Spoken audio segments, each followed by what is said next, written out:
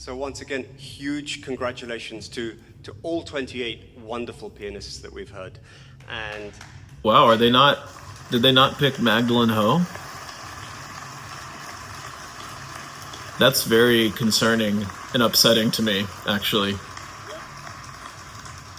Wow. We can't wait to be back here tomorrow, 2:30 for more. Thank you. Good night. Whoa. I'm honestly pretty stunned by that. I mean, I thought she was just a favorite. Absolutely unique. There we have it. Whoa. Wow. I kind of can't believe it, honestly. I mean, just to make the next round, come on. I mean, I don't know. Now I'm thinking like maybe they didn't like aspects of her stage manner. I mean, she did these double takes, you know. And was it rude when she looked at shot a glance at the audience for having a cell phone ring?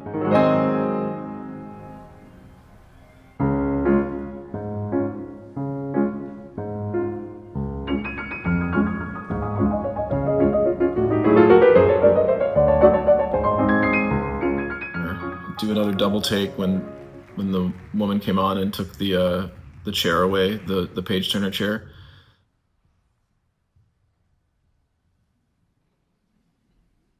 Is it that she missed like 6 notes out of 100,000? Is it her sound? It can't be her sound because they accepted others with much smaller sounds.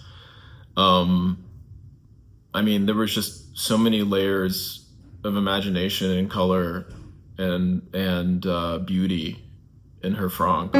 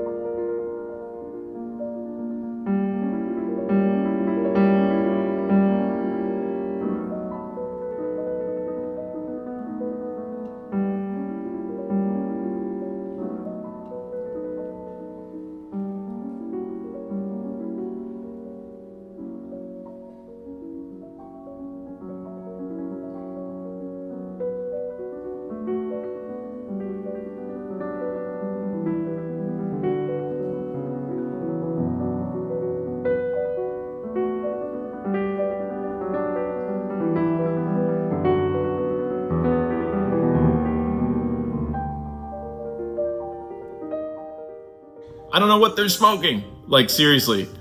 I'm gonna have to make some phone calls. No, I need to talk to some of these judges. I honestly don't know what they want. You know, plenty of these pianists, absolutely. Like, I would, I'm rooting for them and I expected them to go on, and I assume that, you know, a handful of them will be fine. You know, were ones I wanted to be finalists, but I mean, am I just crazy? Like, what was wrong with her, what she did? Was it too individual? Do we not want individuals to be promoted? And I mean, is it that her Bach was too personal, and did they not like all the dewdrops in the middle?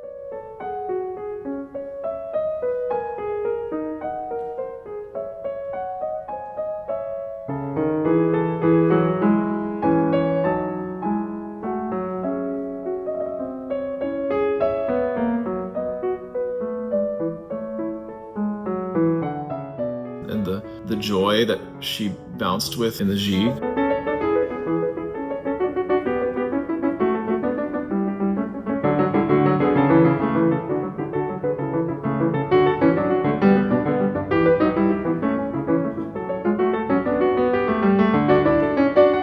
I mean, it's true that she was disappointed with her own playing, but I thought she dealt with some, you know, just unfortunate things in her environment. Maybe she could have done that with more poise, but that has nothing to do with her playing.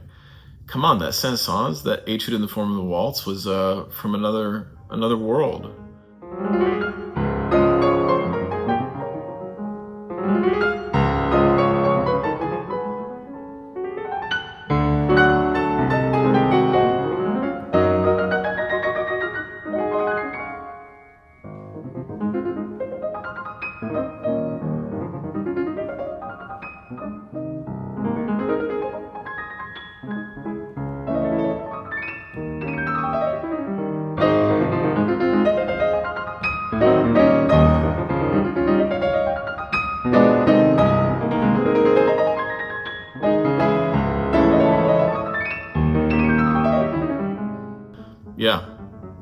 that's really too bad.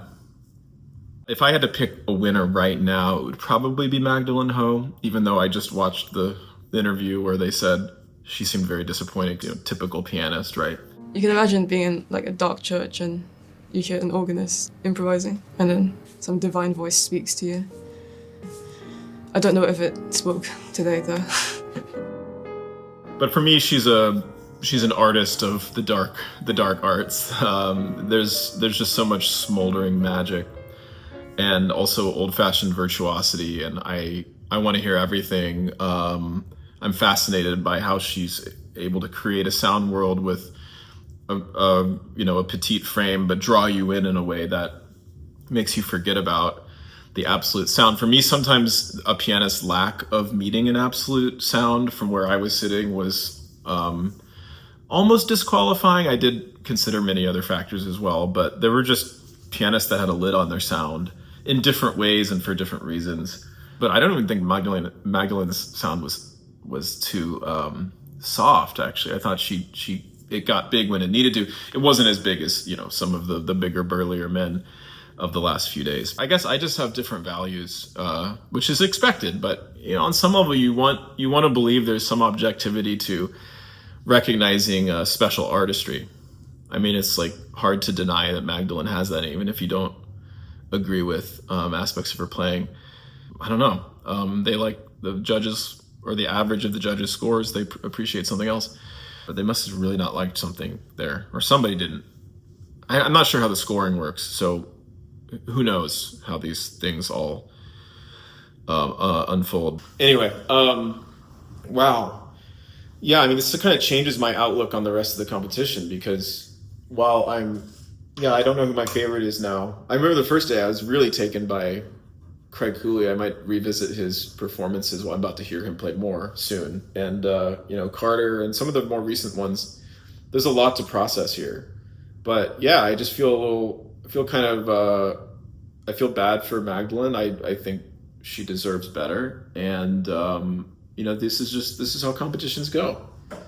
But I want the world to know that I think she's a great artist, and a lot of people do.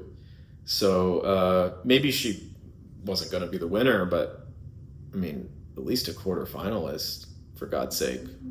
But yeah, if you disagree, like I want to know. I mean, I want to know what I'm hearing that I might be valuing that I shouldn't value, or I want to know what happened in her performance. Maybe I don't know the score well enough, and she was doing something that was just disqualifyingly wrong. But I don't know. I think I know this music pretty well. I think I know piano pretty well. So, yeah, I don't want to start thinking the way I'm thinking now. I'm just starting to be suspicious of the jury's aesthetics, and I can't blame any individual on the jury. Who knows? Again, weird things can happen where a majority can actually like a certain pianist but rate them in a certain way that then it just takes a couple who didn't like them and suddenly it's averaging and pushing them out. I don't know. But so I'm not going to, obviously I have no idea which individuals thought what about whom, but I can see her being a polarizing artist. She's got a kind of Gouldian individualism to her. Certainly Gould would have gotten kicked out of round one, right? So maybe it's not a bad thing. But will someone on the jury do a Martha Argerich and quit because Magdalene Ho's not going on? I don't know. That's what I would probably do. I'm almost going to quit doing these broadcasts because I don't have any power or leverage like Martha Argerich did in 1980. Nobody will care if I stop doing these. Maybe you, if you're watching and you like them. Thank you. Thank you for supporting me. Well, what an evening. Interesting.